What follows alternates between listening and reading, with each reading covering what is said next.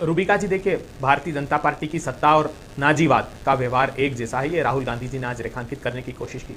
समग्र अधिकारवादी Bharatiya Janata party, अधिनायकवादी Bharatiya Janata party, साम्राज्यवादी Bharatiya Janata party, लोकतंत्र विरोधी भारतीय जनता पार्टी। हिटलर भी जब सत्ता में आया तो उसने जर्मनी के लोगों को कहा कि चुटकियों में मैं आपकी सारी समस्या का समाधान कर दूंगा। उसको पता था कि वो झूठ बोल रहा है। जब सत्ता पर काबिज हो गया तो उसने उग्र राष्ट्रवाद का स्वरूप अपना लिया। उसने देश की जनता को कहा कि राष्ट्र के लिए ज्यादा से ज्यादा त्याग करो, राष्ट्र आपकी प्राथमिकता में है, आप चाहे भूखे मर जाओ मगर राष्ट्रवादी होकर रहना। यही तो भारतीय जनता पार्टी आज अपनी नाकामियों को छुपाने के लिए कर रही है।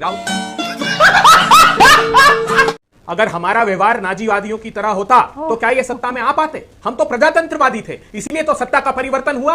आप ही ने खुद ने जवाब दिया। मुझे बात करने दीजिए, मैं फिर तो ये मानते हैं ना आप रुको जरा, सब्र करो कि ये सत्ता अगर विपक्षी दल सरकार में आ भी जाएंगे तो उनकी सत्ता को हम उखाड़ कर फेंक देंगे अनैतिक तरीके से, संस्थाओं का दुरुपयोग करके।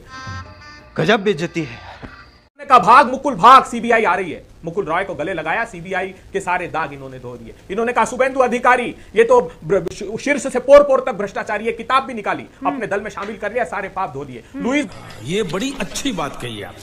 बर्जर का केस, हेमंत बिस्वा शर्मा का, इन्होंने कहा कि डिपार्टमेंट ऑफ जस्टिस यूएस ने रिपोर्ट दिए और ये भीषणतम भ्रष्टाचार में एक बुकलेट निकाल करके वहां प्रेस कॉन्फ्रेंस ली। बोले शारदा नारदा के 20 लाख रुपए पर मंथ अकाउंट में आ रहे हैं। आज सारे पाप धो देते हैं। बंद करो, हाथ जोड़ के मैं मोदी साहब से गुजारिश करता हूं। कैसे नाम गिराए हैं, ईडी इन पर क्यों नहीं मेहरबान?